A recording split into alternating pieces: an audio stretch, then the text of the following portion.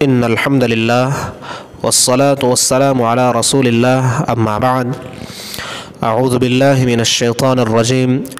هو الذي جعل الشمس ضياء والقمر نورا وقدره منازل لتعلموا عدد السنين والحساب۔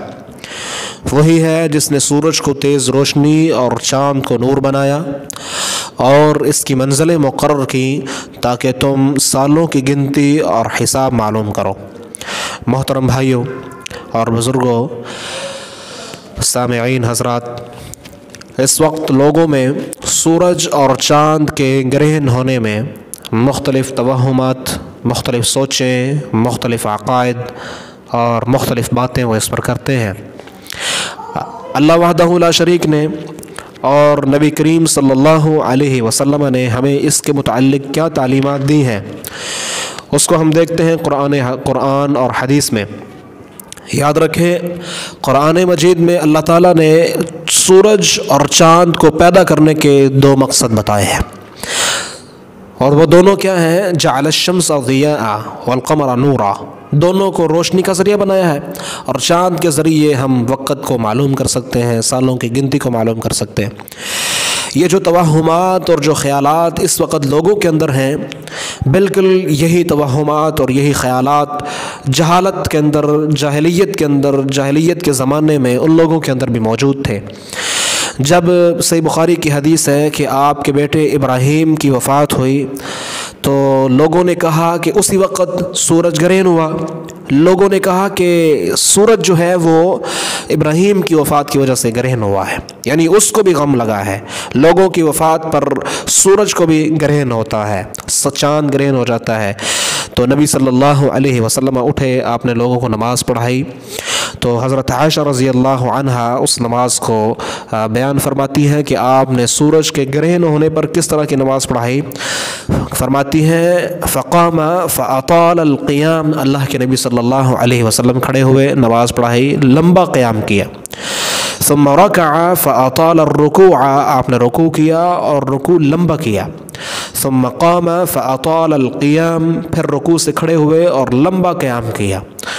لیکن وہو دون الرکوع القیام الاول، یہ جو قیام تھا یہ پہلے قیام سے ذرا کم تھا۔ ثم رکع، پھر آپ نے رکوع کیا، فاطال الرکوع، اور رکوع کو لمبا کیا، وہو دون الرکوع الاول، اور یہ پہلے رکوع سے ذرا کم تھا۔ ثم سجد فاطال السجود، پھر آپ نے سجدہ کیا اور لمبا سجدہ کیا۔ ثم فعل في الركعة الثانية مثل ما فعل في الأولى، اور پھر آپ نے دوسری رکعت میں وہی کام کیا جو پہلی رکعت میں کیا تھا۔ پھر آپ نے سلام پھیرا، اتنی دیر تک سورج جو ہے وہ بالکل صاف ہو چکا تھا۔ فخطب الناس فحمد اللہ واثنى علیہ،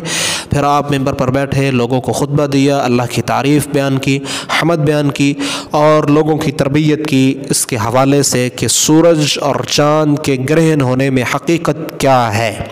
فرمایا نبی صلی اللہ علیہ وسلم نے ان الشمس والقمر من آیات اللہ، آیاتان من آیات اللہ، سورج اور چاند یہ اللہ کی نشانیوں میں سے دو نشانیاں ہیں، تو یہ لا ينخسفان لموت احد ولا لحیاتہ، یہ کسی کی موت اور کسی کی زندگی کی وجہ سے ان کو گرہن نہیں لگتا، ان کے گرہن کا کسی کی زندگی، کسی کی موت کے ساتھ کوئی تعلق نہیں ہے، کسی حادثے کے ساتھ، کسی واقعے کے ساتھ، کسی مسئلے کے ساتھ، کسی بات کے ساتھ بھی اس کا کوئی تعلق نہیں، بس یہ اللہ کے حکم سے ایسا ہوتا ہے، اور یہ اللہ کی نشانیوں میں سے ایک نشانی ہے کہ وہ اس زبردست نظام کو جس طرح چلا رہا ہے تو وہ جب چاہتا ہے اس کو بدل دیتا ہے، اسی طرح جب وہ چاہے گا اس دنیا کو بھی بدل دے گا۔ تو یہ اللہ کی نشانیوں میں سے اللہ اپنے بندوں کو نشانیاں دکھاتا ہے کہ وہ اللہ جو اپنے نظام کو چلا رہا ہے، ایسا نظام جس میں کبھی بھی تبدیلی نہیں آئی، لیکن جب اللہ چاہتا ہے تو اس کو تبدیل کر دیتا ہے۔ تو فرمایا کہ جب تم یہ صورت دیکھو، سورج کو اور چاند کو گرہن ہونے کی صورت میں دیکھو، تو تم نے کیا کرنا ہے؟ فَإِذَا رَأَيْتُمْ ذَلِكَ فَادْعُوا اللَّهَ، جب تم یہ دیکھو تو اللہ کو پکارو، اللہ سے دعائیں کرو، وَكَبِّرُوا تکبیریں پڑھو، وَصَلُّوا نماز پڑھو، اور نماز کا طریقہ جو میں نے آپ کے سامنے بیان کیا۔